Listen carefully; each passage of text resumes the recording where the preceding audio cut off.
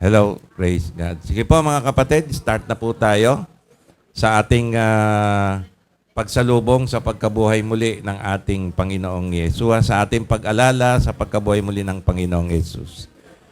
Bro, tayo po ay manalangin. Praise God. Pray po tayo. Aming Amang Diyos sa langit, salamat po sa araw na ito na inaalala namin ang pagkabuhay muli ng iyong bugtong na anak namin Panginoong Kristo. Naway maunawaan po namin ang kahulugan nito sa aming buhay at mamuhay po kami bilang mga anak mo. Sa pangalan lamang ng aming Panginoong Yeshua. Amen. Palakpakan po natin ating buhay na Diyos.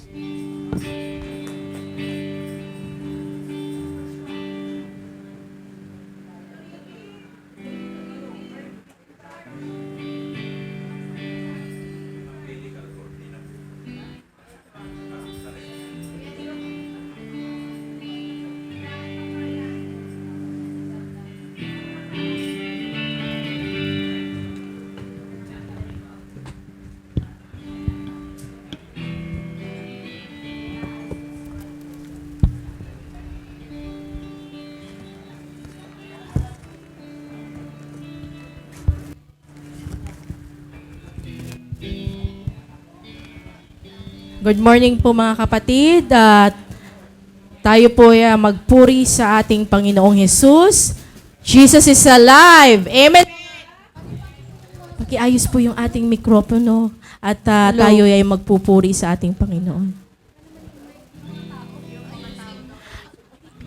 Bago po tayo magpuri sa ating Panginoon, kung may mga cellphone po, paki-off lang po. No, pakitabi lang po dahil mahalaga po itong araw na ito sa ating Panginoon at para magkapagpuri tayo ng maayos sa ating Diyos Ama. Amen. Bago po tayo umawit sa ating Diyos Ama, kung may mga Biblia po tayo, makibukas po tayo sa Psalm 149, chapter 1, 2:9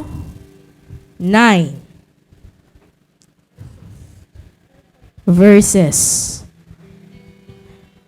Sing a new song to the Lord, praise Him in the assembly of His faithful people.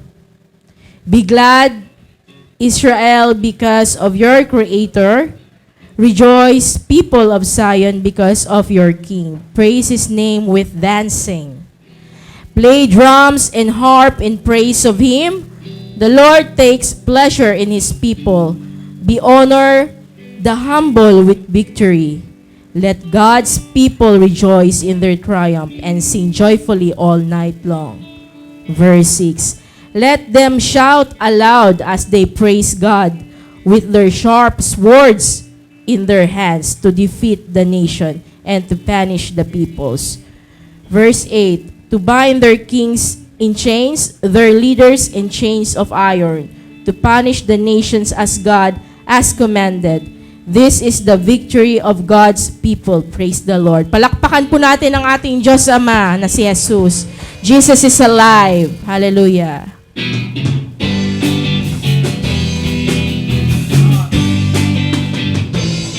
Hallelujah. Jesus is alive, that has lost His victory, and the grave has been denied. Jesus lives forever. He's alive. He's alive. He's the Alpha and Omega. He's the Alpha and Omega. The first and last is He. The curse of sin is broken, and we have perfect liberty. The Lamb of God has risen. He's alive. He's alive. Hallelujah. Come on, church. Hallelujah. Jesus is alive. That has lost its victory, and the grave has been denied. Jesus lives forever. He's alive. He's alive. He's the Alpha and Omega. He's the Alpha and Omega. The first and last is He. broken, and we have perfect liberty. Oh, the Lamb of God is risen, He's alive. One more time. Hallelujah! Hallelujah! Jesus is alive. Jesus is alive. Lost its victory, And the grave has been denied. Jesus lives forever. He's alive. He's alive. He's the Alpha and Omega. He's the Alpha and Omega. Lord, the first and last is He. The curse of sin is broken, and we have perfect liberty. Oh, the Lamb of God is risen. He's alive. One more time, hallelujah! Thank you, Lord. Hallelujah. Come on, church. Jesus is alive. That has lost its victory, and the grave has been denied. Jesus lives forever. He's alive. He's alive. Alpha and Omega. He's the Alpha and Omega. The first and last is He. The curse of sin is broken, and we have perfect liberty. The Lamb of God has risen. He's alive. He's alive. Hallelujah. Jesus is alive. Hallelujah. Jesus is alive. Hallelujah. Jesus is alive. Purihin ka, Lord. Hallelujah.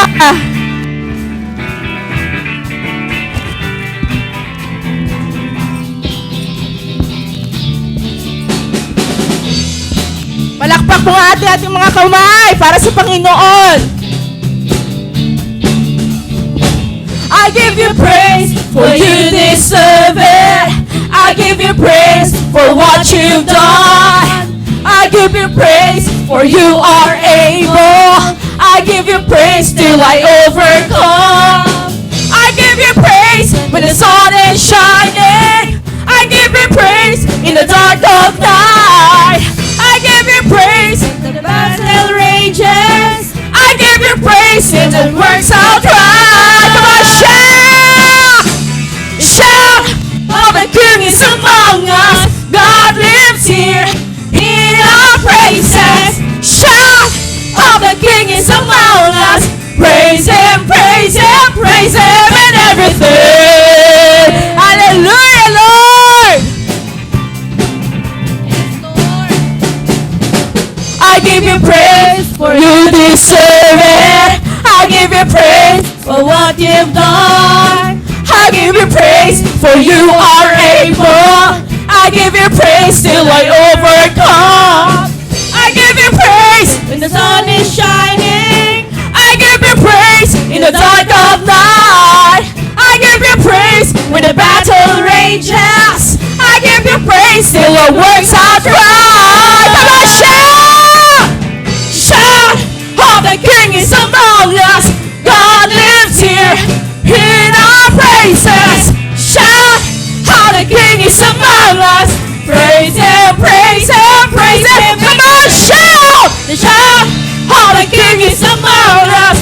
God lives here in our praises. Shout! Oh, the King is among us. Praise Him, praise Him, praise Him in everything. Heaven opens. Heaven opens as we sing your praise. Angel, join us. Angel, join us as we praise your name. Hallelujah, Lord. Heaven. Heaven opens as we sing your praise. Angel, angel, join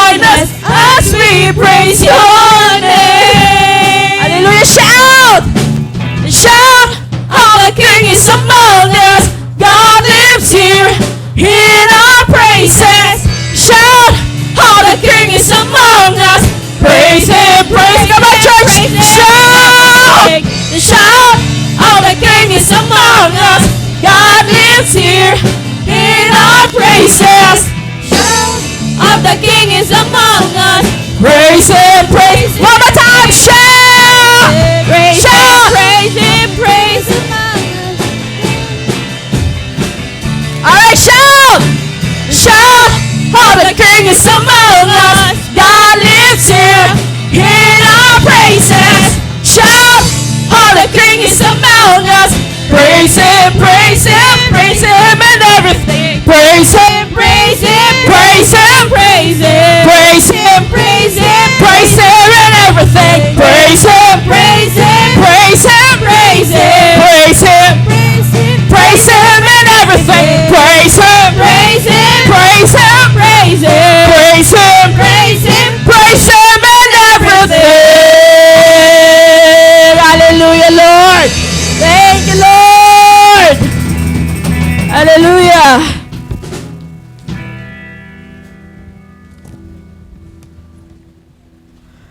Maraming salamat, Panginoon. At naramdaman po namin, Lord, ang iyong presensya, Panginoon. Thank you, Lord.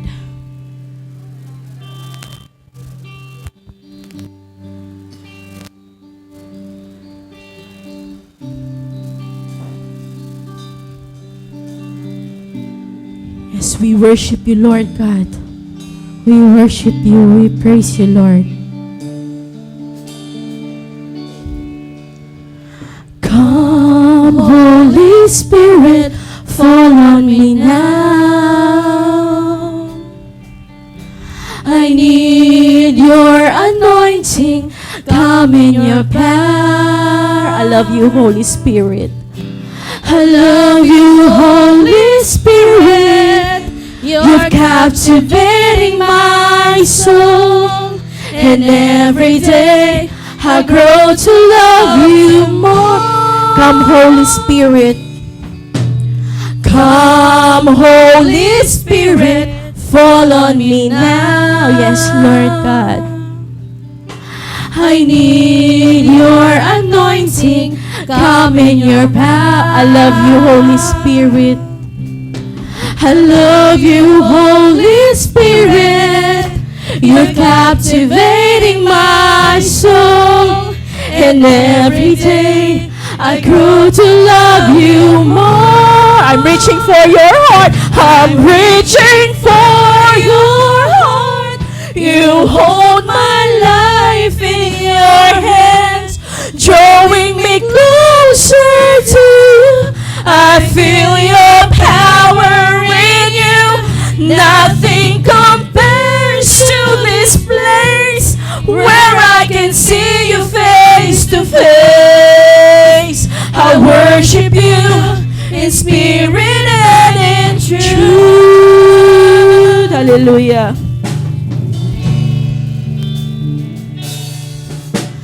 Come, Holy Spirit, fall on me now. Yes, Lord.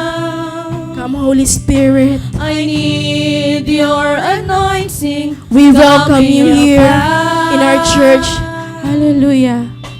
I love you, Holy Spirit, you're captivating my soul. And every day I grow to love you more. I'm reaching for your heart, Lord. I'm reaching For your heart, you hold my life in your hands, drawing me closer to you. I feel your power in you. Nothing compares to this place where I can see you face to face. I worship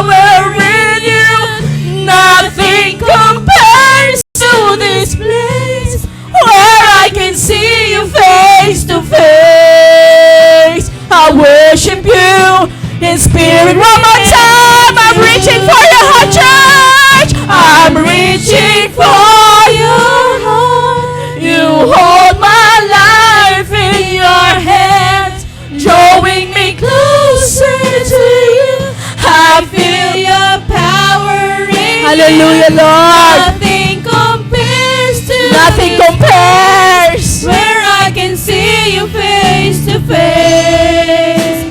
I worship you in spirit and in truth. Sabay po natin kantahin. I'm reaching for your heart. You hold my life in your hands, drawing me closer to you. I feel your power in you. Nothing compares to this place where I can see you face to face. I worship you in spirit and in truth. I worship you in spirit and in truth. I worship you in spirit and in truth. Yes, Lord, we will worship you in spirit and in truth. Thank you, Lord. Hallelujah.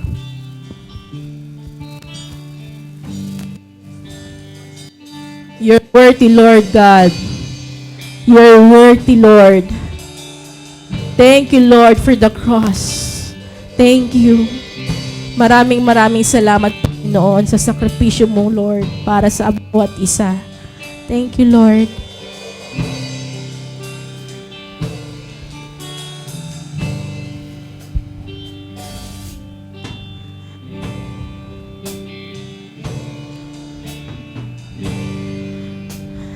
Thank you for the cross, Lord. Thank you for the price you paid, bearing all my sin and shame. In love you came and gave amazing. Thank you for this love, Lord. Thank you for this love, Lord. Thank you for the nail-pierced hands. Thank you for the nail-pierced hands.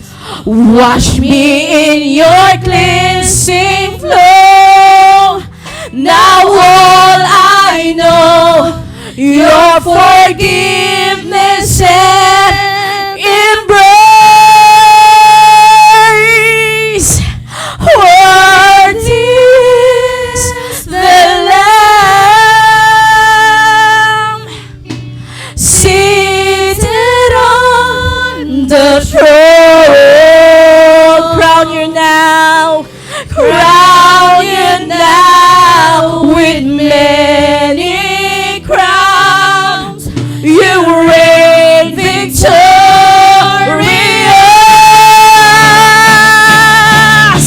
High and lifted high, you're the Son of God, Jesus, Son of God, the darling of heaven, the darling of heaven, crucified. Worthy is the Lamb. Worthy is the Lamb. Thank you for the price you paid. Thank you Hallelujah, for the thank you, Lord. price you Yes, Lord. paid.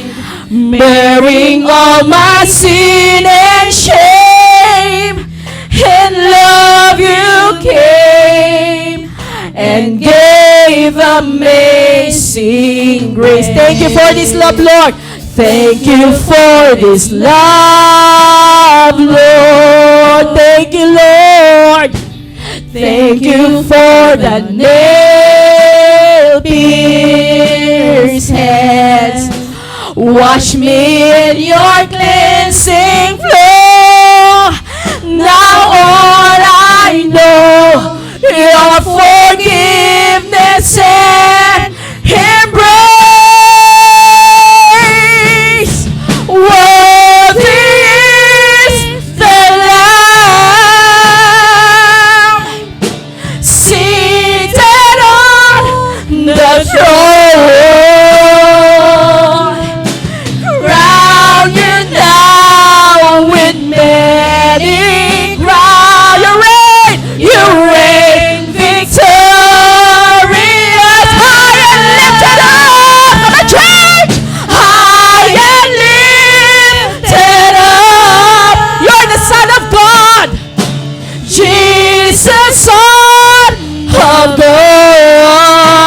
darling of heaven, the darling of heaven, crucified. Worthy is the Lamb. Worthy is the Lamb. Worthy is the Lamb. Yes, Lord, you're worthy, Lord. Worthy is the Lamb. Yes, Lord, you're worthy, Lord. Worthy is the Yes, Lord, you're worthy, Lord. Worthy is the Lamb. Yes, Lord, you're worthy. Worthy is the Lamb. Worthy is the Lamb. Worthy is the Lamb. Hallelujah, Lord. Maraming salamat, Panginoon. Dahil naramdaman po namin ang iyong presensya sa mga oras na to, Lord. Lord, lumalapit po kami sa inyo. Nagpapakumbaba, Panginoong Jesus. Yes, Jesus. Patawarin niyo kami, Panginoon, kung may nagawa po kaming pagkukulang, Panginoon, sa iyo. Alam po namin, Panginoon, na mahal niyo po ang bawat isa. Thank you, Lord, for your love, for your pure love, Panginoon. Isinakripisyo mo, Panginoon, ang buhay mo, Panginoon, sa amin. We thank you, Lord God. And I pray, Panginoon, na nawaya mabuksan ang isipan at ang mga puso ng mga nakikinig sa mga oras na to. I pray for this church, for healing, Panginoon. And ang aming pastor na si Pastor E, bigyan mo po siya, Panginoon, ng wisdom and knowledge. I-anoint niyo po siya, Panginoon. Gabayan niyo po, Panginoon, siya sa iyong harapan tuwing magsasalita po siya. Lord, i-anoint niyo po, Panginoon, mga leaders, Panginoon. Hallelujah. We will serve you, Panginoon, in our heart, Lord God. We thank you, Lord God. Maraming salamat, Panginoon, sa blessings na binibigay mo sa bawat isa. Bagamat alam po namin may nararanasan kami, Panginoon. Pero alam po namin na lagi po kayo nandyan, kasama namin kayo, Panginoong Jesus. Thank you for the cross, Lord. Thank you for your love. And we will worship you, Panginoon, because you are worthy to praise, Lord God. Ito pong aming dalangin sa pangalan ni Jesus. Amen.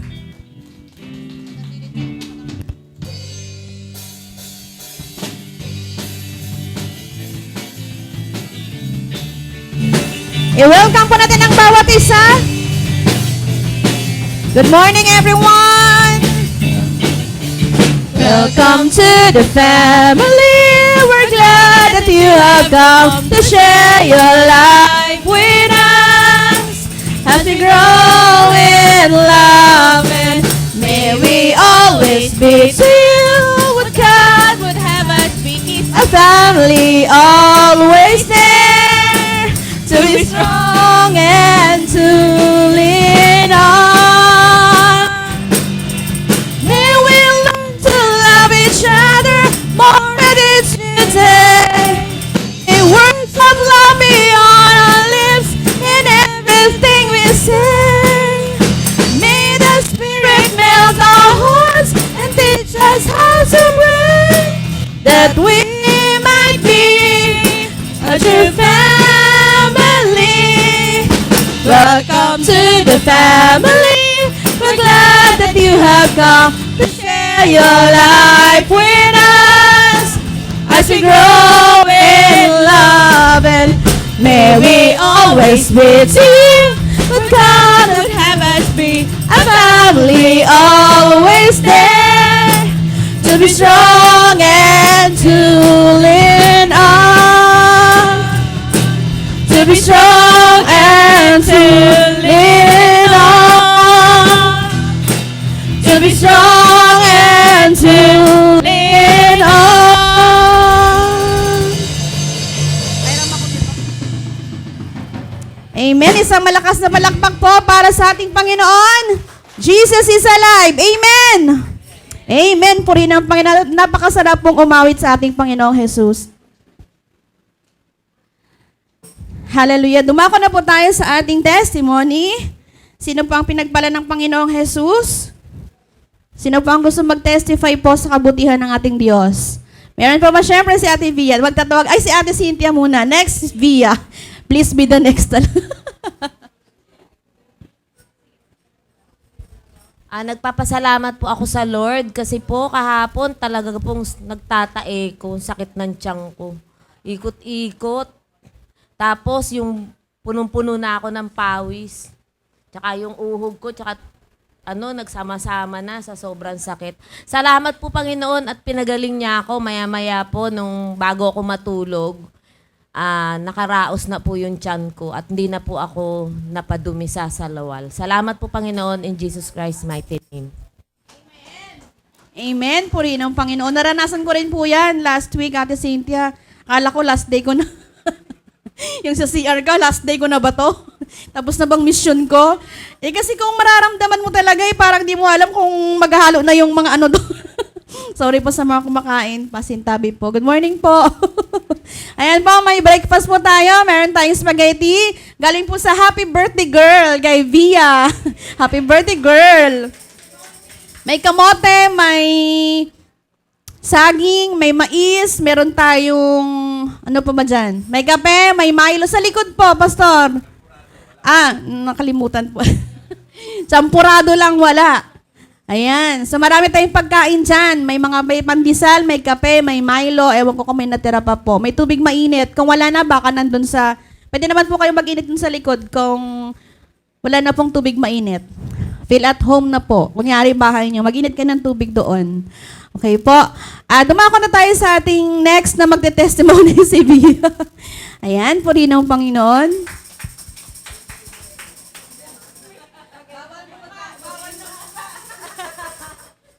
Ayan, nagpapasalamat po ako kay Lord dahil binigyan niya po ako ng another life another life. Ayun, at magpo-protect sa akin sa araw-araw at sa family ko. Yun lang po, to God be the glory po. Amen. Happy birthday to you. Kasabay ng pagkabuhay po ng ating Panginoong Jesus. Pinanganak si V. Ayan. So, purihin ang Panginoon. Marami po tayong kasama na nagse-celebrate ng pagkabuhay ng ating Panginoon. Kaninang madaling madaling araw, mga 12 o'clock, ang dami na pong fireworks po dyan. Kasi dyan sa Lubiran, ang daming tao. So, nagse-celebrate po sila. Mga Catholic, mga iba't ibang churches din po kahit hindi Christian, sineselebrate po nila ang pagkabuhay ng Panginoon. So nakakatawang isipin, no? Ayan. Parang ilang araw lang sinelebrate natin ang pagkamatay ng celebration lang po ito, ha? Tapos ngayon, siya po ay nabuhay na muli. At siya lang po ang makakagawa nung ginawa niya na ipinako siya sa cross. Tapos siya lang yung pwedeng gumawa po nun. At wala na pong iba. Dahil siya lang ang sinless, siya lang po ang perfect, at siya lang ang Diyos, ang Panginoon na walang kapantay. So kahit gawin ng tao na magpakasakit pa, gawin ng tao na kahit hindi sila kumain ng baboy, kahit sabihin mong dumugo pa yung katawan nila, hindi po sila worthy. Si Lord lang po ang pwedeng gumawa nun, kasi siya lang po ang perfect, at siya lang ang walang kasalanan. So purihin ang Panginoon sa kanyang buhay. At meron na tayong daan papunta sa heaven sa Panginoong Jesus, sa God the Father, dahil po sa ginawa ng ating Panginoong Jesus. Purihin po ang Panginoon. May gusto pa ba mag-testify? Yes, go! Si Sister Arian. Ayun po. Nagpapasalamat po ako sa Panginoon dahil sa matagumpay na church youth camp and church retreat po natin. Ayan. Siyempre, hindi naman po lingid sa kalaman natin. Yung finances, malaking bagay din po yun sa mga gawain natin sa Panginoon. And pinapasalamat ko po sa ating Panginoon na pinrovide naman po ni Lord. Amen po. Yung lahat ng mga expenses po natin, kita naman po natin sa mga foods, tapos nabayaran naman din po yung resort. So, maraming salamat din po sa lahat na nagtulong-tulong, sa mga nag-pledge, nag-sponsor, and lahat ng mga nagbigay, kahit mga bigas, mga mantika, at kung ano-ano pa. And to God be the glory at naging successful. And rin po, nilayo rin tayo ni Lord sa kapahamakan yan. Dahil Siyempre, alam po natin na medyo nagbiyahe-biyahe tayo, ilang balikan, pero praise God, wala naman pong nangyaring hindi ka nais-nais sa ating biyahe. Yan, praise God po. Amen. Amen. Hallelujah. Supurihin po ang Panginoon at hindi lang po kinulang ang pagkain, sumobra pa. Ganun po pag nagbigay ng nagpagpapalang Panginoon. At syempre po, ginamit ng Diyos ang kanyang mga anak din kahit nasa malayong lugar. Sila po ay nagpadala ng kanilang tulong para po maranasan natin yung nangyaring team building ng iglesia at ang mga youth po natin. So lahat po tayo ay nag-enjoy at syempre gusto ng Lord na i-enjoy natin ang buhay natin. Gusto ng Panginoon yun. Ayaw niya na nahihirapan tayo. So purihin po ang Panginoon sa lahat ng provision, sa lahat ng pagpo-provide po niya sa pangangailangan po natin. Ngayon po pag-usapan na po natin ang next outing natin. Joke lang po. Okay, meron pa pong pang testimony. Yan, mula ngayon mag-ipon na po tayo ng pera natin para kahit hindi tayo magsulisit sa ibang kapatid, kayang-kaya na po natin. Mga 2,000 each, pwede na yan. Kung magsisimula tayo mag-ipon ngayon. Para po sa ikaliligaya ng ating mga pamilya, gagastos tayo. So praise God. Kasi halos lahat po nag-contribute naman. Nagbigay ng bigas, ang daming nagbigay. So bawat isa sa atin ay nagbigay. So nakakatuwa na tayo po ay nagkakaisa sa gawain ng Panginoon. At syempre tayo din po, para din po sa ating lahat yun eh. 'Di ba? Para gusto ng Lord na mag-enjoy tayo. So siya din po ang nagbigay sa atin ng mga kaloob na yun. Sa purihin ng Panginoong Jesus. Sino pa pang gustong mag-testimony? Meron pa po, dumako tayo sa ating announcement. Hindi ko na po siguro isa-isahin. Basahin niyo po. Ayan. Next week, balik na po tayo sa ating oras sa 9 o'clock. 9 o'clock po ba, Pastor? O kaya pala ng alas 7 eh. Di ba? Dapat alas 6 lagi para alas 7. Kaya naman pala, joke nyo kami ng 10 o'clock eh. Ayan. Nagpa-prank kayo eh. Yan, so praise God. Ayan po ha, nagpapatuloy ang gawain ng Panginoon. At ipag-pray po natin ng maraming manggagawa kasi ang dami pong aanihin pero kukunti lang pong nagpapagamit sa Panginoong Jesus. Tayo rin po ang nagpapatagal sa pagdating ng Panginoon. Dahil gusto ng Lord na ma-saturate lahat ng mundo, makarinig sa salita ng Panginoon bago po siya dumating. So, yun, ipag-pray natin ng maraming manggagawa. Kahit sabihin mong hindi ka na makakalis sa bahay, magagamit ka pa rin ng Panginoon. Through, di ba, ang technology natin ngayon, kahit nandito ka, nasa CR ka, malalaman na ng taga-ibang bansa kung nasaan ka. Ganun po kagaling ang technology. So, gamitin po natin para sa ikararangal ng Panginoong Jesus.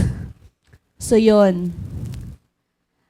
Dumako na po tayo sa ating tithes and offerings. Sino po ang nais... Kuya Dan, pakipag-pray na lang po ng ating mga kaloob sa tayong lahat po ay yumuko at manalangin. Tayo po ay manalangin sa ating giving, Panginoon. Lord, maraming salamat po sa araw ka, Panginoon, na muli nabuhay kayo, Panginoon. Lord, bless all of us, Panginoon. Gayun din po, Lord, ang church na ito, Panginoon, i-bless niyo po ito, Panginoon. Spiritually, financially, Panginoon. At gayon din po, Panginoon, yung mga members namin, Panginoon, na i-bless niyo po sila sa mga naghahanap ng work, Panginoon. I-bless niyo po sila. Kayo po mag-provide, Panginoon. Gayon din po, Panginoon, ang aming pastor, Panginoon, ang kanyang pamilya, Panginoon. I-bless niyo po sila, Panginoon. Spiritually, financially, at sa lahat mga leaders, Panginoon. Maraming salamat po, Lord, sa mga magbibigay at sa mga hindi magbibigay, Panginoon. I-bless niyo po sila, Panginoon. In Jesus' name, amen.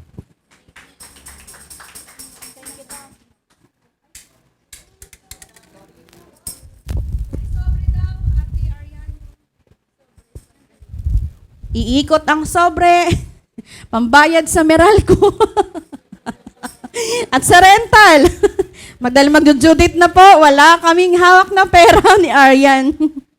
Ubus na yung savings namin, kakaabono. Ayan, so ipag-pray din po natin ang ating mga expenses po dahil syempre lumalaki na ang ating pamilya. Yan. So sa rental, ang kuryente natin, ang maintenance po ng ating aircon, medyo sira na. So pakipag-pray po na na i-bless ni Lord tayo para po maipaayos natin. Para pagdating po ng Sunday, hindi tayo mahihirapan, hindi tayo maiinitan. Siyempre, si Lord din po ang magbibigay sa atin ng biyaya. At tayo din po ang magbibigay sa iglesia. Parang sa isang tahanan, nagtutulungan, so hindi po mabigat para sa isa, sa dalawa o tatlo. At ang nais ng Lord, maging faithful lang tayo sa ating mga kaloob. So habang po kayo ay nagbibigay ng mga kaloob sa Panginoon, kami rin po ay magbibigay ng special number. Hanap ko kasi yung lyrics.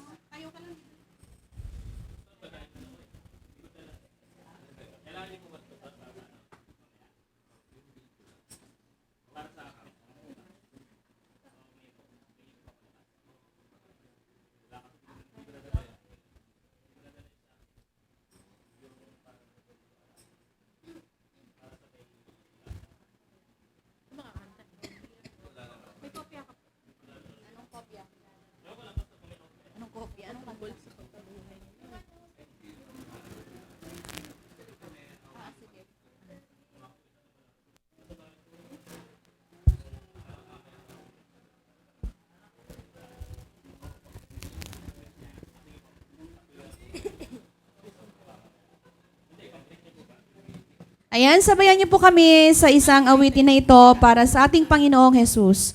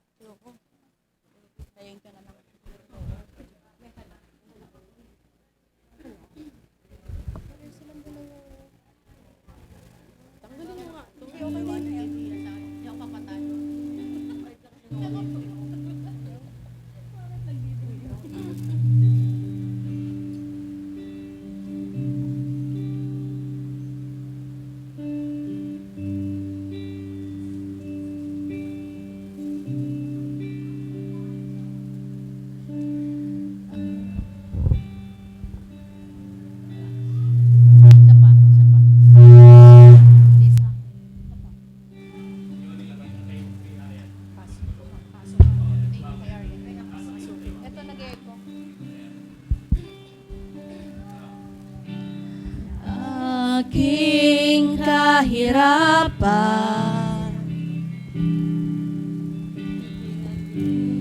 mong kayamanan,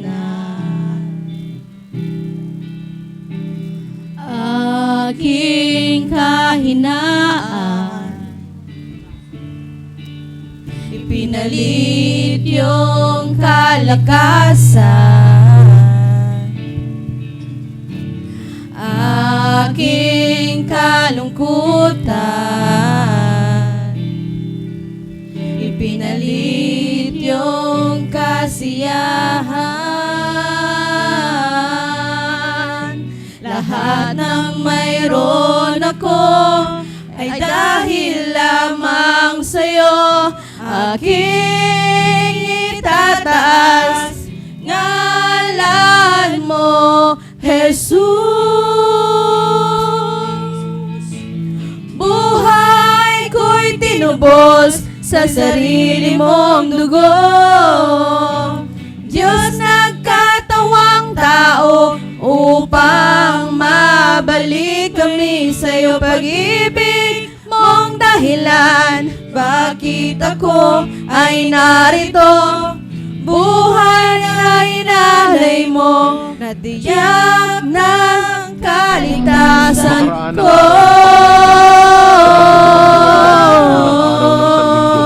Lumakad si Maria Magdalena at ang isa pang Maria. Biglang lumintol ng malakas. Bumaba mula sa langit ang isang anghel ng Panginoon.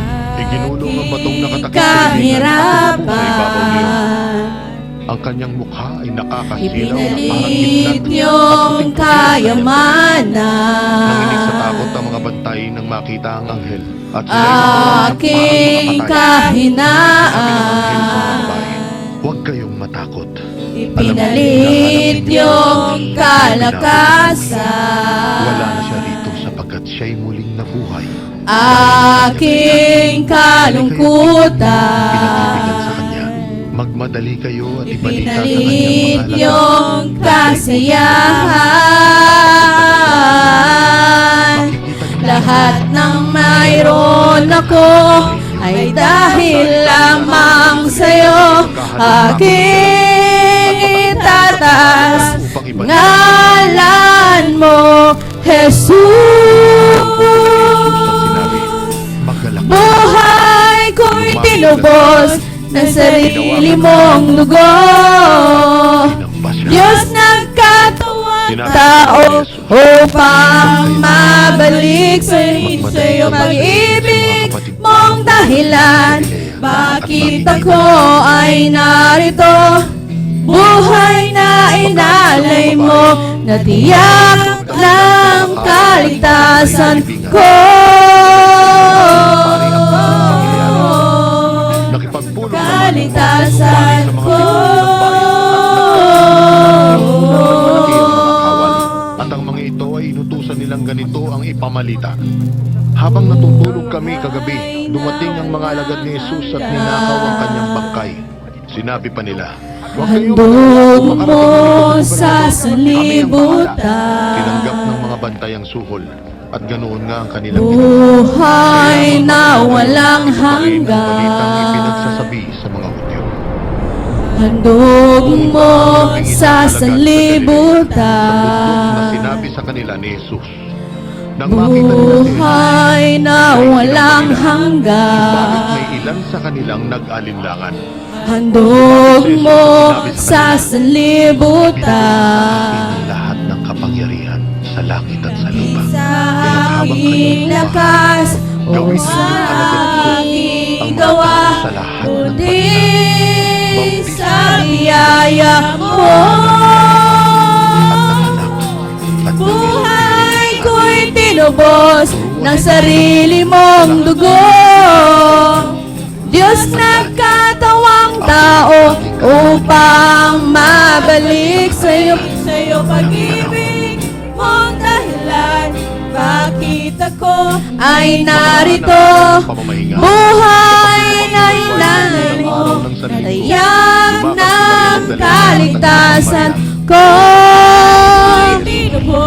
Sa sarili mong dugo, Diyos nagkatawang tao upang mabalik kami sa iyo pag-ibig mong dahilan.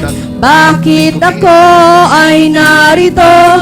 Buhay na inalay mo, natiyak ng kaligtasan ko. na ibinago. Kaligtasan ko. Sinabi, Kaligtasan ko. na siya'y muling nabuhay. Kaligtasan ko. Balitang hatid ko sa inyo. At dali-dali nga silang umalis sa libingan na may Thank magkahalong you, takot at galak. Jesus. Purihin At ang patakbo Panginoong pumunta Jesus. sa mga alagad upang ibalita ang nangyari.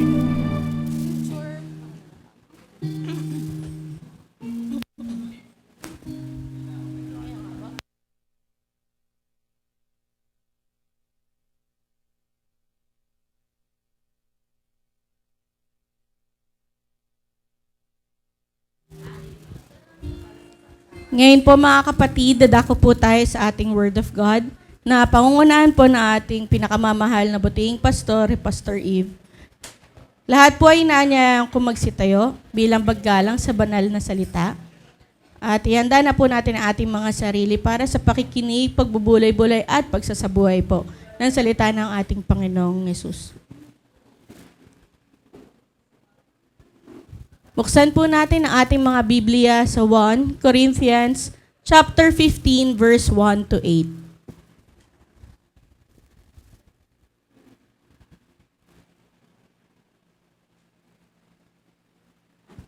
Sa wika pong Tagalog, verse 1, ngayon, mga kapatid, ipinaalala ko sa inyo ang magandang balita na ipinapangaral ko sa inyo, na inyo na nga tinanggap na siya naman ninyong pinaninindigan.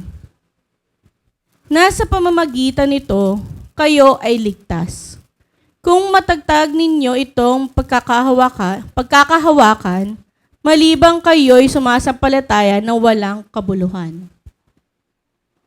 Sapagkat ibinibigay ko sa inyo, una sa lahat ang aking ding tinatanggap, na si Kristo ay namatay para sa ating mga kasalanan ayon sa mga kasulatan. At siya'y nilibing at muling nabuhay na ikatlong araw ayon sa mga kasulatan. Verse 5, at siya'y nagpakita kay Cephas at pagkatapos ay sa 12. Pagkatapos ay nagpakita siyang minsanan sa mahigit na 500 kapatid na ang karamihan sa mga ito ay buhay pa hanggang ngayon, bagaman ang iba'y namatay na. Pagkatapos ay nagpakita siya kay Santiago, pagkatapos ay sa lahat ng mga apostol. Last verse, verse 8. At sa katapusan, tulad ng isang ipinanganak ng wala sa panahon, ay nagpakita rin siya sa akin. Purihin ang Diyos sa pagkabasa ng kanyang mga banal na salita.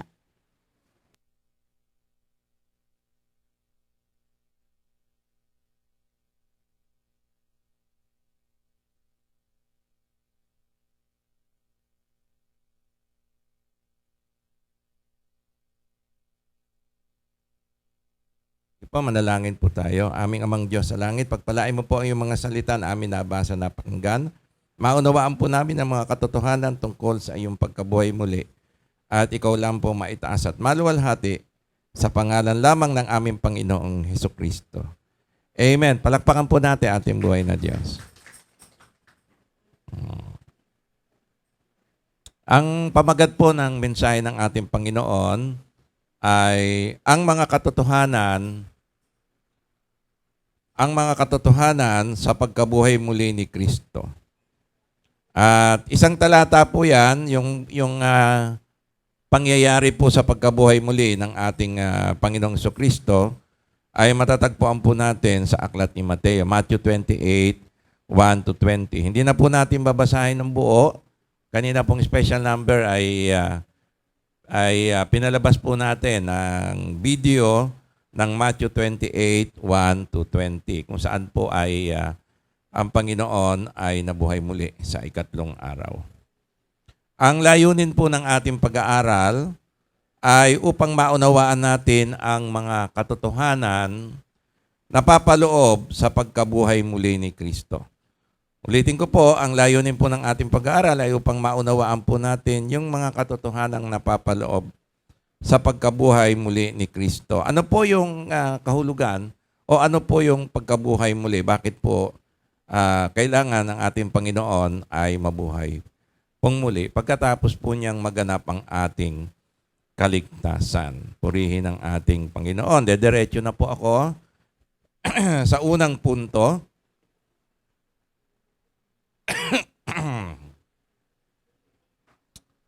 Una,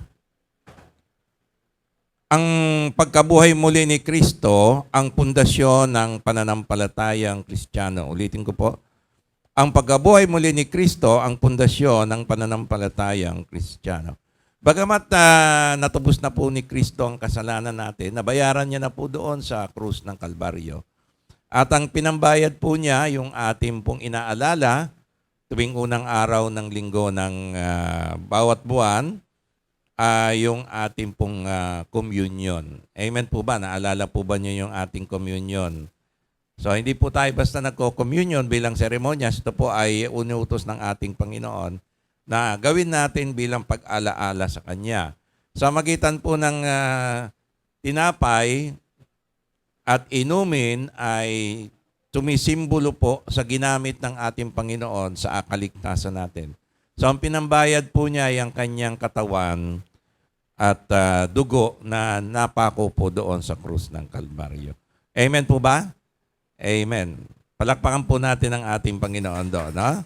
Ayan. At bukod po doon mga kapatid, ay kinakailangan pong mabuhay muli ang ating Panginoon. Bakit kinakailangan mabuhay muli ang ating Panginoon? Namatay na nga siya. At nabayaran niya na yung ating mga kasalanan. Basahin po natin ang unang Korinto, Kabanata 15, talatang 16 hanggang 19. Sabi po sa talatang ito, kung hindi bubuhayin muli ang mga patay, hindi rin muling binuhay si Kristo. Verse 17, at kung hindi muling binuhay si Kristo, kayo hindi pa naghahango sa inyong mga kasalanan at walang katuturan ng inyong pananampalataya. Verse 18, hindi lamang iyan, dilitaw pa na ang lahat ng namatay na nanalig kay Kristo ay napahamak. Verse 19, kung ang pag-asa natin kay Kristo ay para sa buhay na ito, lamang tayo na ang pinakakawawa sa lahat ng tao. Balikan po natin yung verse 16, purihin ang ating Panginoon. So bakit po kailangan ng Panginoon ay mabuhay muli? Hindi po yung namatay lamang siya at inilibing. At sabi po ng Ebanghelyo na binasa po natin kanina, ay bahagi po ng Ebanghelyo ni Kristo ay ayon sa kasulatan ay siya ay nabuhay muli, ay binuhay muli. At ito po ang sinabi ng mga propeta na ang Kristo ay muling bubuhayin at ay mabubuhay muli sa ikatlong araw. Yan po ang kaganapan ng Ebanghelyo ng ating Panginoon. So hindi lang po siya yung namatay at inilibing, kundi kailangan pong mabuhay muli. Bakit po kailangan? Sabi po sa verse 16, kung hindi bubuhayin muli ang mga patay, ay hindi rin muling binuhay si Kristo. Ayan. Bakit po kailangan mabuhay muli si Kristo? Dahil kailangan po tayong mabuhay din muli. So, pagkamatay ng tao, ano na? So, ng mananampalataya. Okay, pag namatay po ang mananampalataya, ang tao, o pangkahalatan, saan po pupunta? Siyempre, hiwalay na po yung kanyang espiritu at kaluluwa sa kanyang katawan. At pupunta po siya doon sa lugar ng kaparusahan kung wala po siya kay Kristo. Dahil kahit ano pong gawin ng tao, kahit nagpakabuti siya, salihan niya lahat ng reliyon, kung wala po siya kay Kristo, sa impyerno pupunta. Dahil si Kristo lamang ang tanging daan, siya lang po yung nagbayad ng ating mga kasalanan. So kailangan po ang tayo manampalataya. So pagkatapos po nun, yun na po ba yung hangganan natin sa mga mananampalataya? Pagkamatay natin, pagkalibing, yung kaluluwa pupunta sa lugar ng paraiso, kagaya yung sa magnanakaw, di ba? Sabi ng Panginoon, hindi isasama sa paraiso. Yun na lang po ba ang pinali ng ating kaligtasan? Hindi po. Yun lang po yung katiyakan na yung kaluluwa natin ay ligtas. Kasi kung saan po pupunta yung espiritu natin, kung yung espiritu po natin ay buhay, ay nasa piling na po ng Diyos yan, ay pupunta po yung ating kaluluwa ron. Pero paano na po yung katawan? Kasama po yan sa tinubos ni Kristo. So yung katawan po natin makasalanan ay bubuhayin pong muli. At bibigyan po ng Diyos na, hindi na po itong katawan na to, kundi bagong katawan. Kung paano po yung espiritu natin ay bago, brand new, ay in the likeness of Christ, ganun din po yung katawan natin ay brand new in the likeness of Christ. At hindi na po ito tumatanda. At upgraded version po ito ng original creation ni Adan. Kasi ang pattern po natin, hindi na yung unang Adan, kundi yung ikalawa o huling Adan. Si Kristo na po ang ating pattern. At yung katawan natin ay lahat po tayo ay mga anak ng Diyos. At yung bagong katawan na yon ay sabi ng Biblia ay maluwalhating katawan. Wala na pong kamatayan at kagaya ng mga anghel sa langit ay hindi na po nag-aasawa. Dahil lahat po tayo ay, ano po ang status natin? Ay magkakapatid sa Panginoon. Brothers and sisters, at si Kristo ang ating pinakakuya. Amen po ba? Hello, ayaw nyo yata yung ganon? So, sorry na lang po, Brother Dan, Sister Ana. Sa Resurrection Day natin, ay magkapatid. Okay. So, wala nang pag-aasawa doon. Nililinaw lang po natin, tayo po ay brothers and sisters. At yung nanay nyo po rito, pagdating sa pagkabuhay muli, ay kapatid nyo sa Panginoon. Ayan.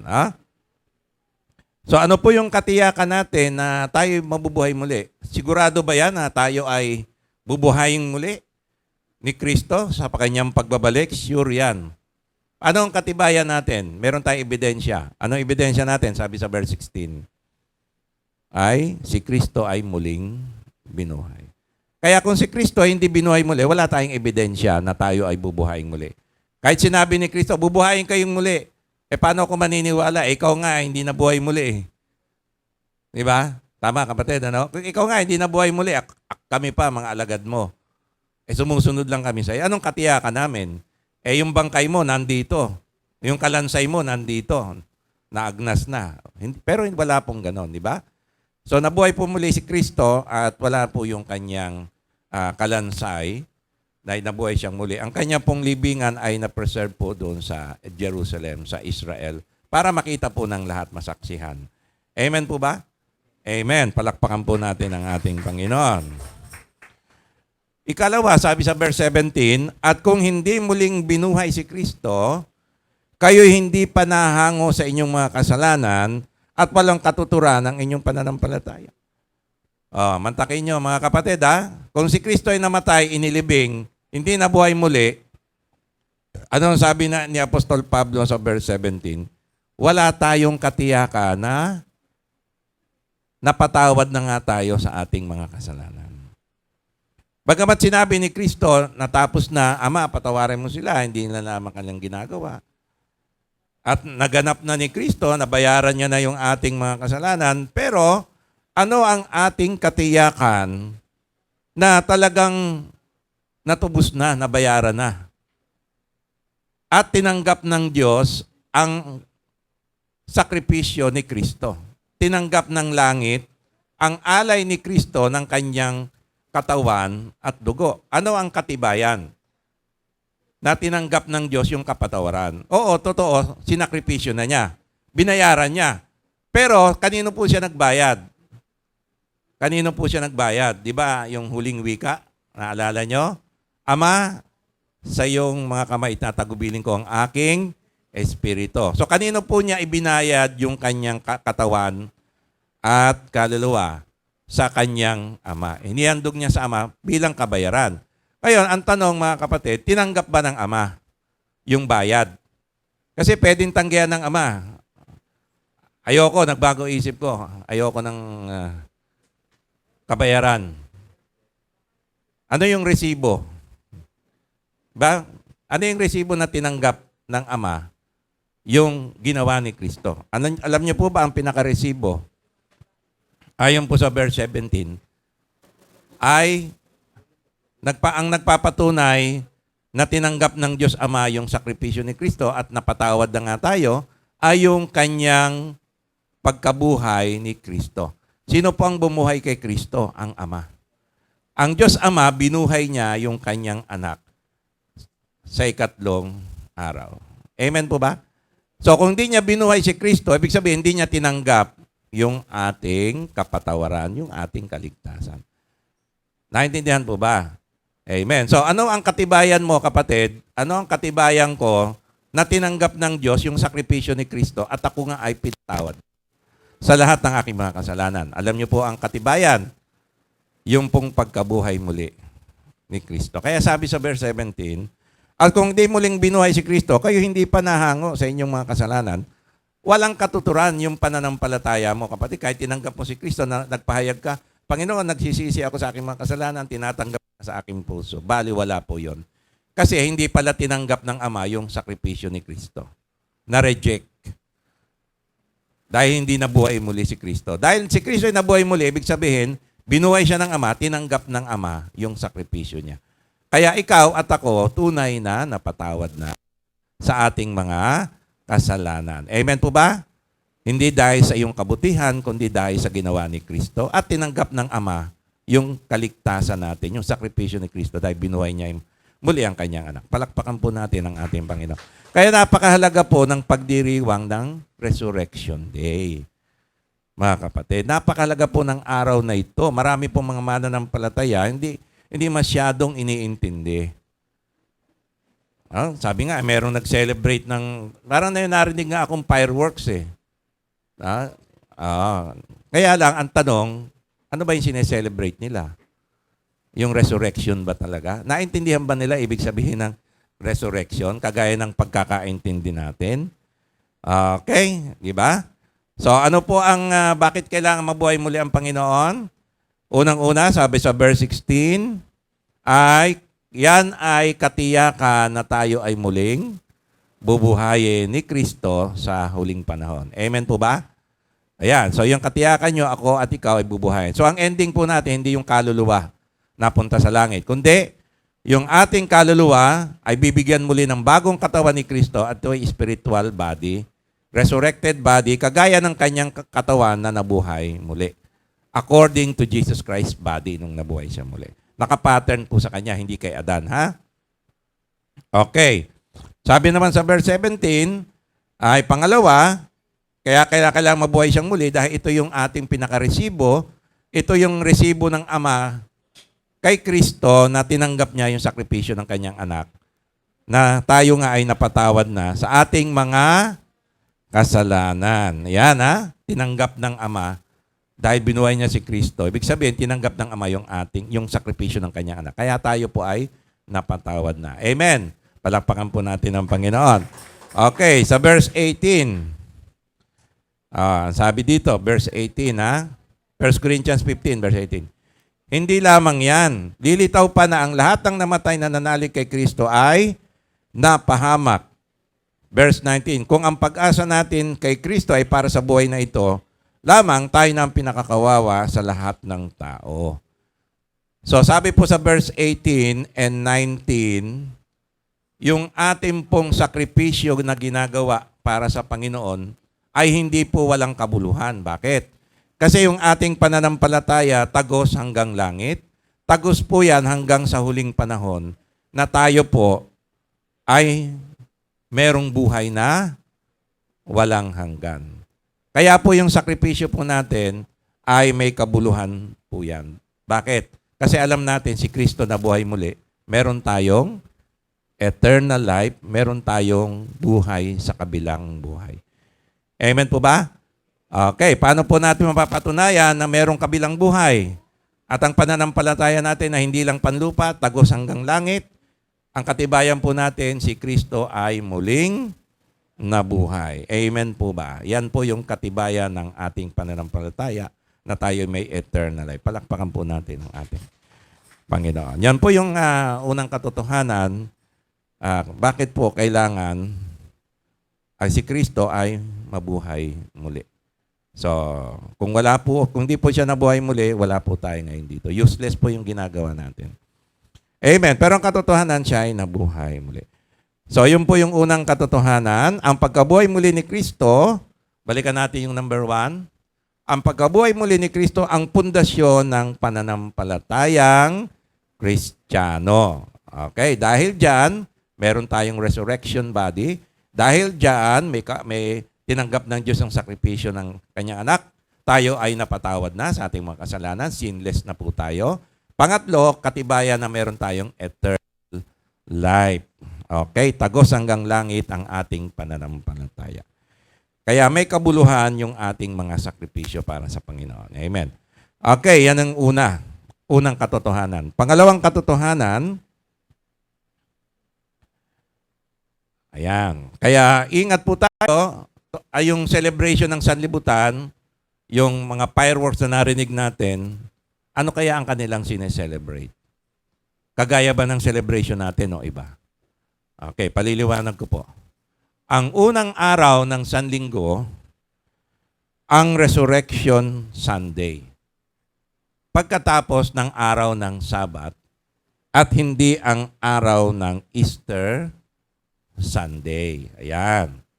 Okay. Minsan, ang mga Kristiyano, ang tawag sa Resurrection Day, ano tawag?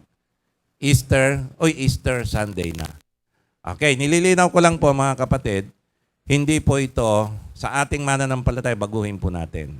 Hindi po ito Easter Sunday. Happy Easter Sunday, hindi po yan, mga kapatid. Ang Sunday na ito ay happy or have a blessed Resurrection Day. Hindi po Easter Sunday. Ngayon, bakit po tinawag na Easter Sunday? Basahin po muna natin yung ating teksto na ang Panginoon ay nabuhay muli anong araw? Sa unang araw ng Sanlinggo. Ano po yung first day ng bawat araw? Matthew 28 verse 1. Ito po ay na-record din kay Marcos 16 verse 1 to 10, Luke 24 1 to 12, and John 21 to 10. Ito po yung recording ng pagkabuhay muli ni Kristo. Yung pinanood po nating video kanina, nasa Matthew 28 po yon. So, yung kompletong account po ng pagkakasunod-sunod ng pagkabuhay muli ni Kristo, yan po yung record. Mark, Luke, and John. Ayan. So, verse 1. Pagkatapos ng Sabat, sa pagbubukang liwayway, ng unang araw ng Sanlinggo after Sabat. Sabat is Saturday po, di ba? Si Maria Magdalena at ang isa pang Maria ay pumaroon upang tignan ang libingan. Yun po yung napanood natin kanina. Okay, kailan po nabuhay ang Panginoon? Hindi po araw ng Sabat, kundi sa unang araw ng Sanlinggo. Ang huling araw po ng linggo ay hindi naman po linggo. Sabado po. Ang unang araw po ay Sunday. So, Sunday hanggang Saturday. First day po ay Sunday. Ayan. So, nagpahinga po ang Diyos after creation, Sabbath day. Ayan. Kaya lang po, sa ating practice, sa ating kalendaryo, ay ang araw ng pahinga natin, ay holiday natin, ay Sunday. So, bakit po naging ganon? Kasi po, sa araw ng Sunday, ay nabuhay muli ang ating Panginoon. Ayan, sabi po sa verse 1, pagkatapos ng Sabat, Sabado yon, sa pagbubukang liwayway ng unang araw ng Sanlinggo, early morning sunrise. Si Maria at Magdalena at ang isa pang Maria ay pumaroon upang tignan ang libingan. Amen po ba? Sunday po. Kaya gayon po yung ginagawa natin. Palakpakan po natin ang ating Panginoon. Okay, ang tanong po, Resurrection Day po ang Sunday. Sineselebrate natin ngayon. Paano po naging Easter Sunday? Yan ang nakapagtataka, di ba? Paano naging Easter yan? Okay, saan nagsimula ang tunay na Easter celebration?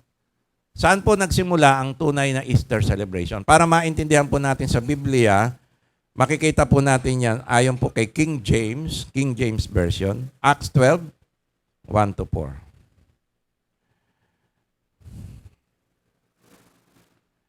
Now about that time, Herod the king stretched forth his hands to vex certain of the church. Alam niyo po, yung kontrabida sa Biblia na hari ay si Haring Herodes, di ba? Siya po yung sumubok na patayin ng Panginoon.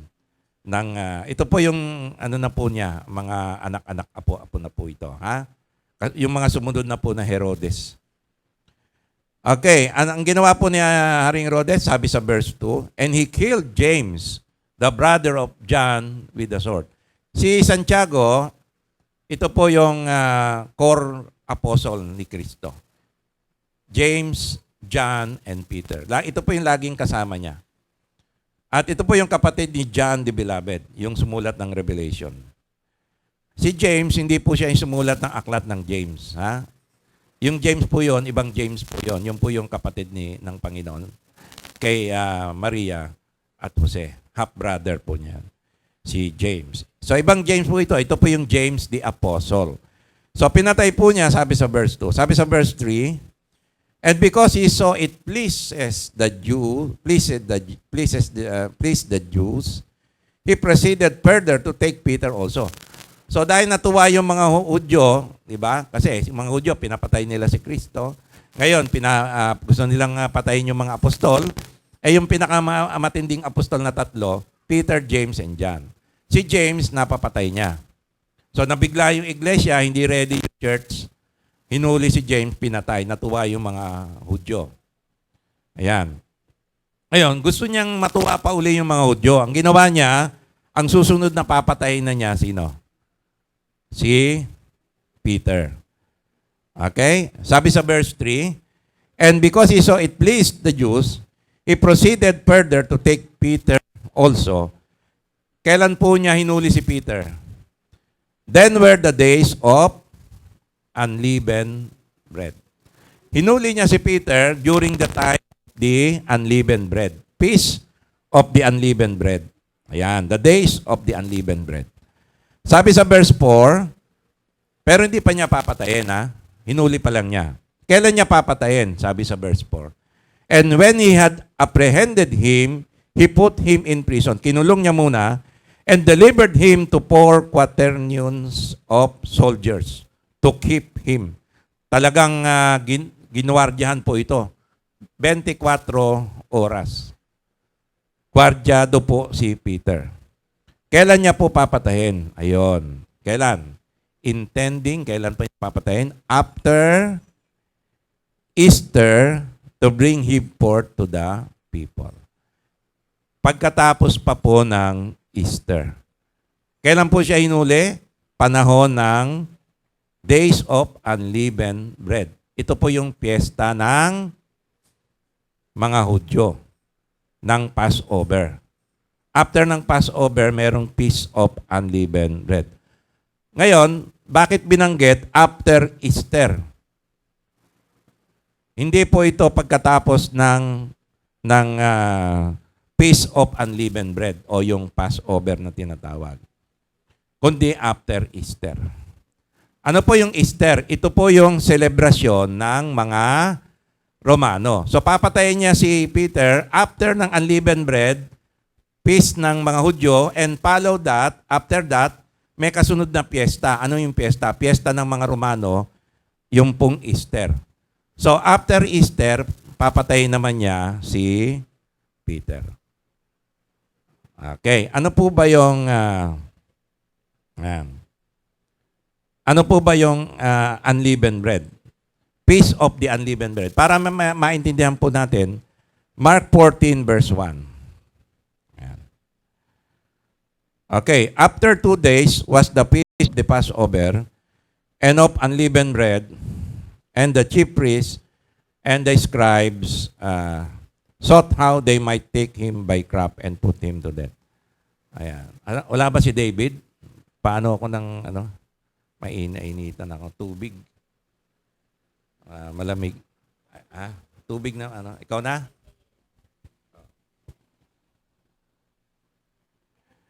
Ayan. After 2 days, sabi sa Mark 14:1, merong piyesta ng Passover and unleavened bread. Dalawa po ang piyesta. Passover and unleavened bread. Okay. Mark 14 verse 12. And the first day of unleavened bread, when they killed the Passover, his disciples said unto him, Where wilt thou that we go and prepare thou mayest eat the Passover? Okay, yung feast ng Passover, ito po yung unang araw ng unleavened bread. Yung unang araw, ito po yung ika-14th day, ito po yung Passover. Inaalala po ng mga Hudyo yung pagliligtas nila, yung dumaan po yung anghel, nag-alay sila ng tupa, pinatay nila, at yung dugo, winisik nila sa mga pinto. Naalala po ba niyo yun? Yun po yung commemoration ng ating Panginoon, nagpahanda siya ng Last Supper, yun po yung Passover. Nagpatay po ng lamb, kumain po sila. Yung po yung communion na inaalala natin.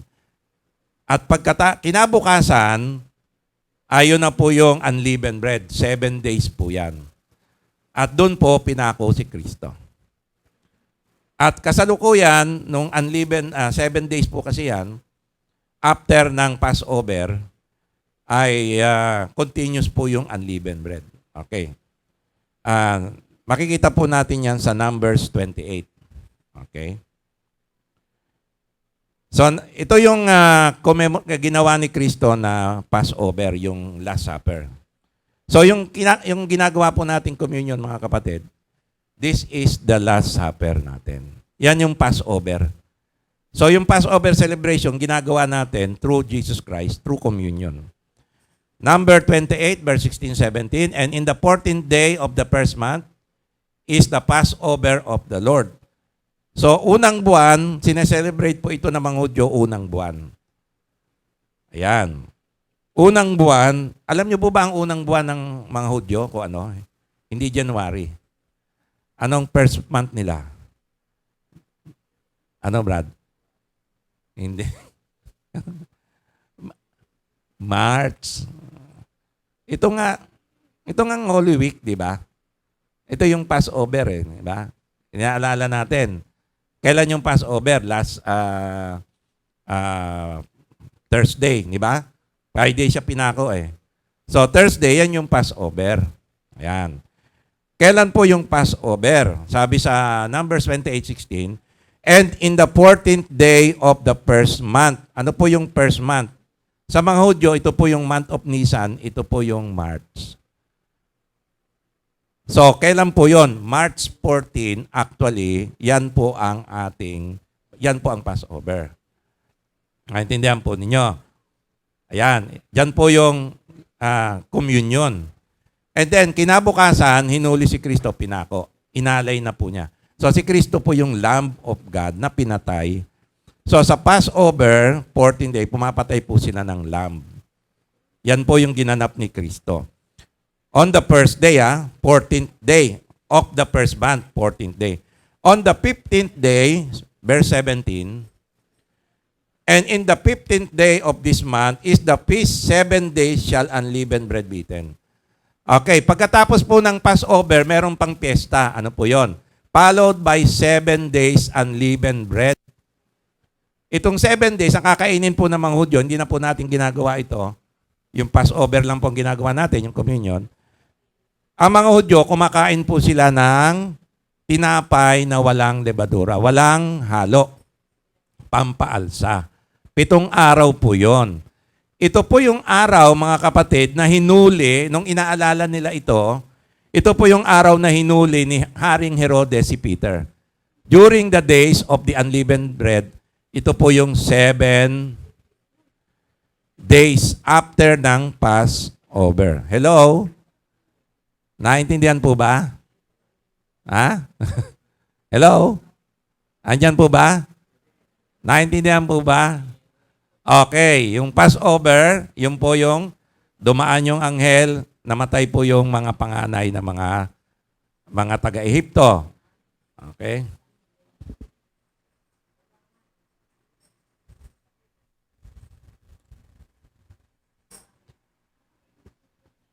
After ng Passover ay 7 days unleavened bread. Yung Passover, doon po pinapatay ng mga Hudyo yung lamb. Naalala nyo yung lamb? Doon po pinapatay yung kinakain nila yung lamb. At yung pong Passover, doon po inalay, kinabukasan, inalay po si Kristo, pinako sa cross. Nag-celebrate muna siya ng Passover through the communion. Kaya yung communion natin, doon po yung isa-celebrate natin na inalay yung katawan ni Kristo. So yun po yung pinaka-Passover natin na iniwan ni Kristo na aalalahanin natin. After ng Passover, followed by 1 week, ay 7 days unleavened bread. Kakainin naman ng mga Hudyo, tinapay na walang pagpaalsa. Puro tinapay lang. Hindi na po natin ginagawa yon. Ngayon, nung actual, si Kristo pinako sa krus, unang araw ng unleavened bread actually yon. Okay. Kaya lang, nung 3 araw ng feast ng unleavened bread, ay nabuhay muli si Kristo. Amen. Ngayon, lumipas yung mga panahon, taon-taon sineselebrate nila ito. At nung araw nga na sineselebrate nila ito, after many years pa, doon hinuli ni Herod si Peter, panahon ng unleavened bread. Kinulong siya, papatayin siya. Okay, kinulong muna siya. Ngayon, kailan siya papatayin? Pagkatapos ng Easter.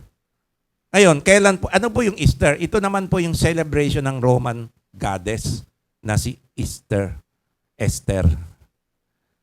Okay? Kailan po yon ito? Magkasunod lang po yan. The origin of Easter. Ayan. Saan naman nanggaling ang Easter? Now, Easter actually originated as an Asian pagan celebration of the spring equinox in the late April. Magkasunod lang po. Kaya March po, late ng March, end ng March, palipat-lipat po yan, end ng March, depende po sa spring equinox, titingnan po nila yung senyales. Yung March, yan po yung actually, yung unang buwan ng mga Hudyo. So, dyan po yung celebrate natin yung Holy Week, at saka yung Passover, unleavened bread, kung saan si Kristo pinako. Okay. Pagdating naman ng April, late April, yun naman po yung celebration ng pagan god na Easter. Easter celebration. Ano po yung Easter celebration? Ito po yung spring equinox. Ito po yung regeneration ng earth, fertility, goddess of fertility. On the late April, even the time of Christ and the apostles in the Bible, nag-e-exist na po yan. Yan po yung practice ng mga Roman. Nasa Bible po yan, sineselebrate po yan ng mga Romano. Ngayon, bakit naging Easter Sunday ang ano po ang nangyari? Ganito po 'yan. Balikan po muna natin. So, ano po ang Easter celebration ng Romano? It praised the pagan goddess of fertility and regeneration of the earth.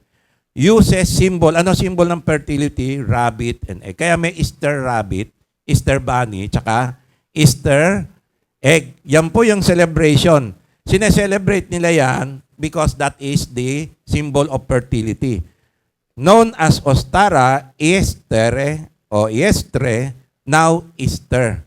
Finds its etymology from the goddess name. Babae po yan. Pakita mo nga yung, picture. Tapos balikan mo na lang yan. Ayan. Nakita nyo ba yung picture? Ayan. May Easter bunny, Easter egg. Ginagamit po yan. Alam niyo po, gumagamit yan. Ewan ko, Brad, baka nung unbeliever pa tayo, ewan ko kung nakabasa ka, no? Baka hindi ikaw, baka si Brother Dan, o sino ba rito yung kaidaran ko. So, ginagamit po yan ng Playboy magazine. Alam po, symbol ng Playboy magazine, sa mga casino, may nakasuot na babae na naka-rabbit, di ba? Naka-sexy yung suot. Bakit po? Tsaka yung, anong pinopromote po niyan ay sex. Kaya yung Playboy magazine ay rabbit po yung kanilang symbol.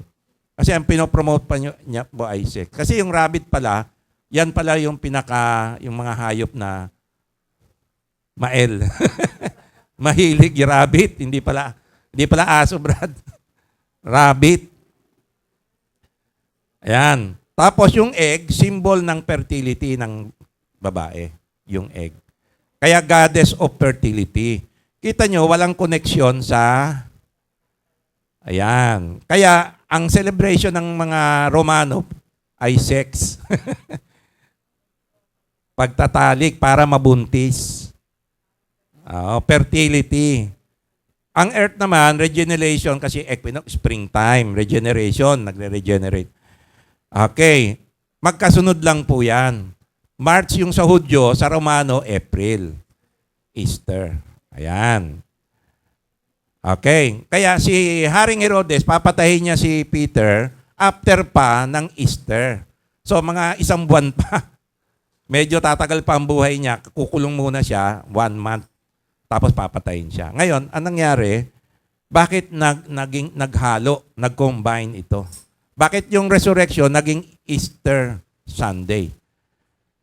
Bakit pinagsama? Ganito po nangyari. In Christianity, the day was dedicated to observing the resurrection of Jesus Christ, celebrated around the time of the Jewish Passover, in the mid-March, to win pagans to Christianity in the time of Emperor Constantine. So nag-decide sila kasi ang mga Romano, meron silang pagan practices and na-convert. Ngayon, anong gagawin nila dun sa celebration nila ng Easter? Sabi ni Constantine, on mga sinaunang mga churches ng araw, kasi na-convert ang, di ba, ang Christianity, buong Roman Empire, si Constantine. So yung Easter's pagan celebration nila ng goddess of, si Goddess Easter, celebration nila ng fertility, sex, di ba, regeneration, egg, ay gawin na lang natin, gawin na lang natin sa Resurrection Day ni Christ. Ayan. Kaya tawagin natin Easter Sunday Resurrection para hindi mawala yung selebrasyon. Para ma-convert sila sa compromise ba? O resurrection to Easter Sunday to, resurrection Kaya lang, dala-dala ng mga pagano, ano yon? Yung rabbit. Yung symbol ng fertility na rabbit, saka itlog. Kaya anong ginagawa ng Easter Sunday? Sineselebrate nila, nagkukulay sila ng itlog, may mga rabbit, na hindi nila alam ang kanilang ginagawa. Kaya sabi ni Kristo, patawarin mo sila, hindi nila alam ang kanilang ginagawa, nabastos ang Resurrection Day ni Jesus Christ. Marami mga Kristiyano, mga matured, even mga pastor, sa Amerika, sa mga Western, sineselebrate nila Easter Sunday. So may tradition sila na egg, nagkukulay ng egg. Bale, wala lang sa kanila yon. Hindi nila alam ay idolatry. Sinasamba nila at the same time si Easter, God of fertility. Goddess, babae ito Siyempre, hindi naman nanganganak yung lalaki. Goddess of fertility. Si Easter. Esther. Easter. Okay?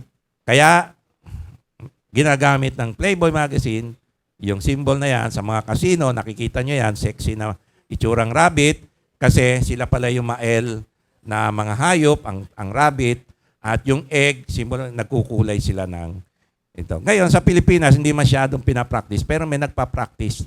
Kaya lang, nagagamit natin yung Easter. So, tanggalin na po natin yung word na Easter Sunday. Resurrection Day na po.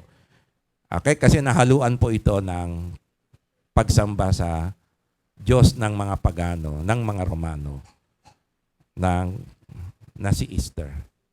Okay po ba? Naintindihan po ba? Kaya sabi sa Acts 12, 1-4, naintindihan na po natin. Now about that time, Herod the king stretched forth his hand to vex certain of the church. And he killed James, the brother of John, with the sword. And because he saw it pleases the Jews, he proceeded further to take Peter also. Then were the days of unleavened bread. So inuli si Peter, time ng unleavened bread. 7 days after, March po ito.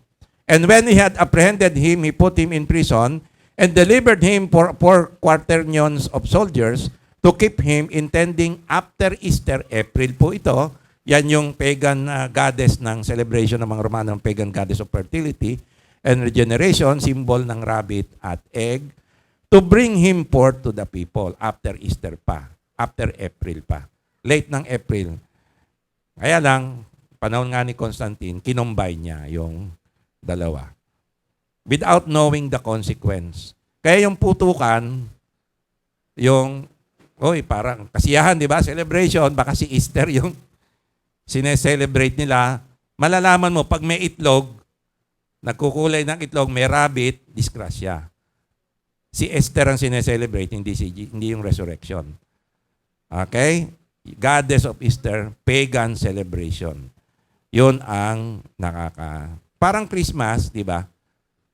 God of Saturnalia yung 25, kinumbine nilang, ginawa nilang birthday ni Jesus Christ. Kaya lang, yung celebration ng gift giving, exchange gift, hindi naman, di ba? Ang Lord, siya ang birthday, siya bibigyan regalo, hindi mag-exchange gift tayo. So, saan po yun nakuha? Yan yung celebration ng Christmas. God of Saturnalia, nag-exchange gift sila, nagkakainan sila, nag-party-party, nadala po yun ng Christmas. Di ba? Okay. Kaya, yan, sinamahan pa ng Santa Claus. Anyway, another ano na naman yon, pagan practices. So, okay naman yung Christmas, tatanggalin lang natin yung pagan practices. Okay? Lalo na po si Santa Claus. Dito naman sa Resurrection Day, tatanggalin natin yung Easter celebration, yung egg, tsaka yung rabbit. Diba? Ayan. Kasi nababastos ang Resurrection Day ng Panginoon. Okay, panghuli, nakatotohanan. Okay, so hindi po Easter ang Resurrection Day. Yan po yung ikalawang katotohanan. Pangatlo, ang pagkabuhay muli ni Kristo ay nagpapahayag kung gaano kalaki at kadakila ang kapangyarihan ng Diyos sa ating gaya ng kapangyarihan niya na kay Kristo na buhayin, nang buhayin niya siya sa mga patay. Ephesians 1, 18 to 21. Naway liwanagan ng Diyos ang inyong mga isip upang malaman ninyo ang ating inaasahan sa kanyang pagkatawag sa atin. Ito'y ang kaluwalhati ang nilaan niya sa kanyang mga hinirang at ang walang hanggang kapangyarihan niya sa atin na mga nanalig sa kanya. Ang kapangyarihan ding iyon ang muling bumuhay kay Kristo at nagluklok sa kanya sa kalangitan sa kanan ng Diyos. Kaya't nasa ilalim ng kapangyarihan ni Kristo ang lahat ng paghahari, kapamahalaanan, kapangyarihan at pamunuan, higit ang kanyang pangalan kaysa sa lahat ng pangalan, hindi lamang sa panahong ito, kundi sa darating. Hindi lamang sa panahong ito, kundi sa darating. Okay. Anong ibig sabihin nito, mga kapatid? Yung resurrection. Balikan natin. Okay. Ang pagkabuhay muli ni Kristo ay nagpapahayag kung gaano kalaki. Yung number 3. Ayan. Kung gaano kalaki at kadakila ang kapangyarihan ng Diyos sa atin, kagaya ng kapangyarihan niya kay Kristo nang buhayin siya sa mga patay. You know, alam niyo po, yung resurrection ni Christ, nagpapakita ng power of God. Mas mahigit pa po yan sa power na ipinakita ng Diyos sa creation. Yung resurrection. Lahat po ng kapangyarihan ng Diyos, pinakita niya na doon po sa resurrection ni Kristo. Bakit po? Dahil sa resurrection ni Kristo, ang tinalo po niya ay ang kamatayan ng dyablo. Kamatayan ng kasalanan, dulot ng kasalanan. Kaya yung death na overcome ni Christ, nung siya ay nabuhay muli. Ang ginamit po ditong kapangyarihan ng Diyos ay yung kanyang lubos-lubos na kapangyarihan. Eternal power of God in the resurrection. Kaya po yung resurrection, yan ang tumuldok sa kapangyarihan ni Kristo. Yan po yung tumuldok sa lahat po ng pagbaksak ng kapangyarihan ng dyablo. Yan po ang tumuldok sa ating katiyakan ng ating pananampalataya sa ating resurrection. Kaya nga po si Kristo, yung kapangyarihan po ni Kristo ay lubos-lubos po na nahayag sa kanyang resurrection. Kaya nga po sa talatang ito, sabi niyan, ay sa verse 18 sa verse 19, at ang walang hanggang kapangyarihan niya sa atin, nananalig sa kanya ang kapangyarihan ding yon, ang muling bumuhay kay Kristo at nagluklok sa kanya sa kalangitan, sa kanan ng Diyos. At yung kapangyarihan na iyon ay nasa atin. Sabi sa verse 19, at ang walang hanggang kapangyarihan niya sa atin, na nanalig sa kanya. Nasa atin po yon. Hindi lang po natin na re-realize. Purihin ang ating Panginoon. Palakpakan po natin ang ating Panginoon. Ayan. Kaya nasa ilalim po ni Kristo, nasa ilalim din po natin ang lahat ng power. Ayan. Lalo na po sa panahong ito at sa darating. Amen. Sa pagbubulay, ngayong pagkatapos nating manalig kay Kristo, ang tanging layunin natin ay makilala siya ng lubusan at maranasan ang kapangyarihan ng kanyang pagkabuhay muli at makihati sa kanyang paghihirap hanggang sa kanyang kamatayan. Philippians 3:10. At ang tanging hangarin ko ngayon ay lubusang makilala si Kristo, maranasan ang kapangyarihan ng kanyang pagkabuhay na muli, makihati sa kanyang mga hirap at matulad sa kanya, pati sa kanyang kamatayan at pagkabuhay muli. Pagpalain po ng Diyos kanyang mga salita. Tayo po'y manalangin. Aming Ama, salamat po sa katotohanang nabuhay muli ang aming Panginoong Hesus. At sa katotohanan to, kami po'y nabubuhay lamang para sa iyo. Patuloy mo pagpalain ang aming pamumuhay dito sa lupa, kagaya ng pamumuhay namin ni Kristo ay mamuhay din po kaming kagaya niya. Sa pangalan ng Panginoong Hesukristo. Amen. Amen. Tayo po tayo para sa ating doxology.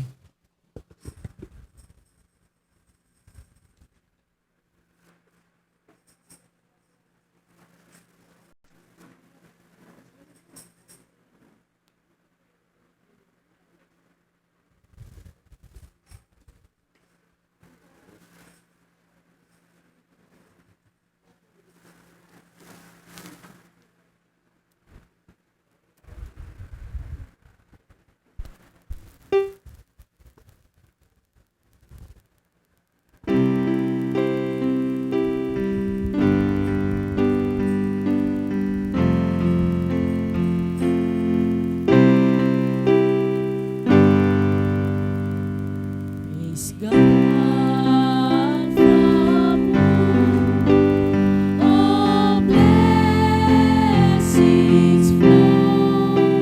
Praise Him, all creatures here below. Praise Him above, the heavenly hosts.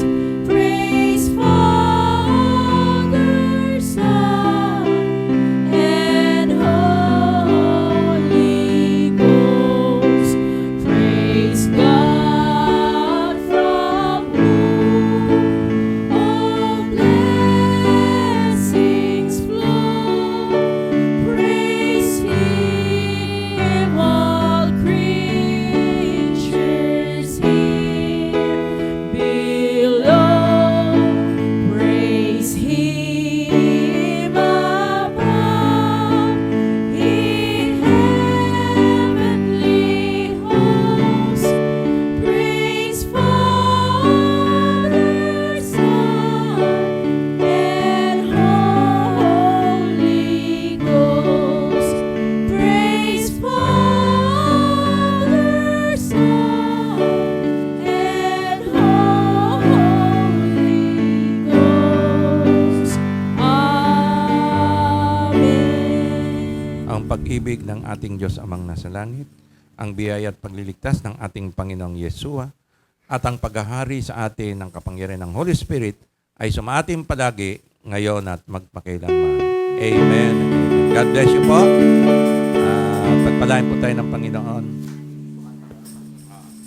Pakanta pa? Okay, awit pa po tayo. Amen.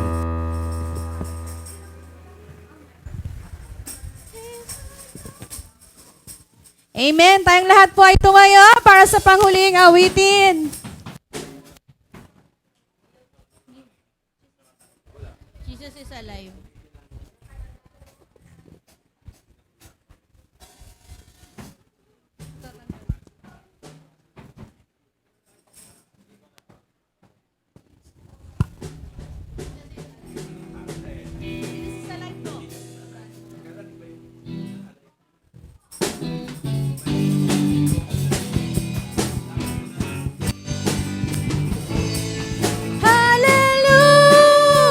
Hallelujah. Jesus is alive. Death has lost its victory and the grave has been denied.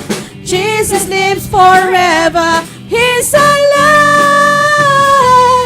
He's alive. He's the Alpha and Omega. The first and last is He.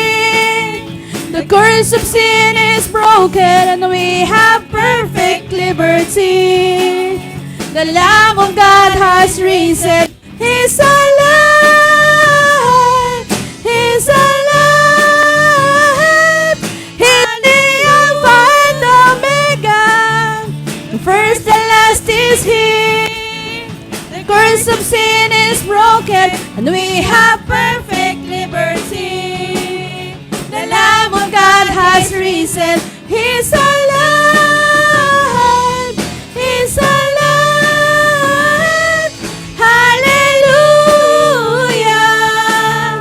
Jesus is alive. Amen. Death has lost its victory and the grave has has been denied. Jesus lives forever. He's alive. He's the Alpha and the Omega. He's the Alpha and Omega. The first and last is He. The curse of sin is broken, and we have perfect liberty. The Lamb of God has risen. He's alive. He's alive. Hallelujah. Jesus is alive. Hallelujah. Jesus is alive. For the last time. Hallelujah. Jesus is alive. Amen. Jesus is alive. Praise God. Purihin po ang Panginoon.